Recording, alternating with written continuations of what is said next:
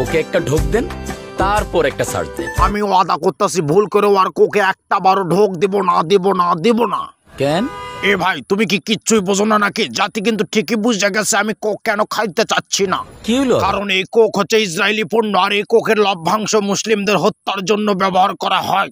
তো খবরটা তুমি কই পাইলা? খবরটা আমার ভাতিজা রক আমারে দিয়েছে। বিশ্বাস না হয় তুমি আমার ভাতিজারে একবার জিজ্ঞাসা করে দেখো। তুমি নাকি কইছো কোক ওই জায়গা? হ্যাঁ কইছি, যা সত্য সেইটা বলতে আমার সমস্যা কোথায় রে ভাই?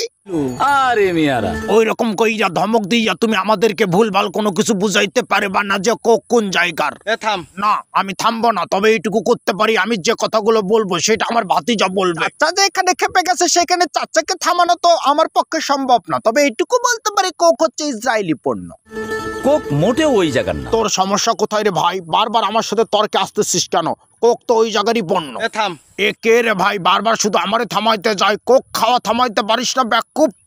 বাইন মারছে।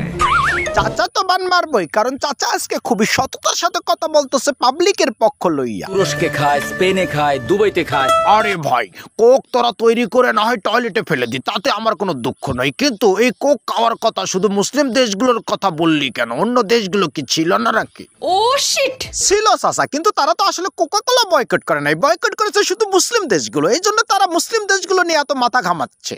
আর ফিলিস্তিনে তো কোকের ফ্যাক্টরি আছে। দেখছেন সামান্য 2টা টাকার জন্য কিরকম ডাহা মিথ্যা কথা কইলো। কোকা কোলার ফ্যাক্টরি বলে ফিলিস্তিনে রয়েছে। ও আরে ভাই ও বলে লাভ নাই, এবার সবাই কোকা কোলা এক ধারসে বয়কট করো।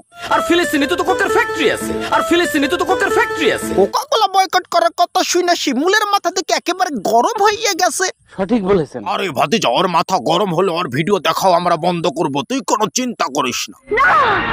ফিলিস্তিনে তো কোকের ফ্যাক্টরি আছে। এর মাথা যখন এতই গরম হয়ে গেছে, তাহলে ফিলিস্তিনের কোথায় কোকের ফ্যাক্টরি আছে সেইটা তো জনগণকে দেখানো দরকার।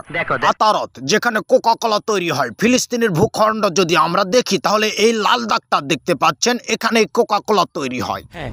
যা ফিলিস্তিনের অংশ হলো দীর্ঘদিন ধরে ইসরায়েল ফিলিস্তিনের কাছ থেকে জোর করে জায়গা দখল করে রয়েছে এই আতারত, এবং সেখানে গড়ে তুলেছে কোকা কোলা কোম্পানি। এখন চিন্তা করে দেখুন, এই কোকা কোলা ইসরায়েলের না ফিলিস্তিনের?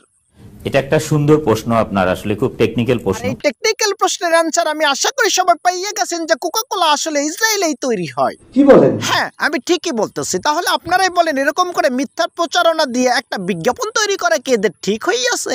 না, কাজটা ঠিক হয়নি। ওরা যা করেছে তার চাইতে 4 গুণ, 10 গুণ, 20 গুণ করে আমরা দেখাবো কোকা কোলা বয়কট করে।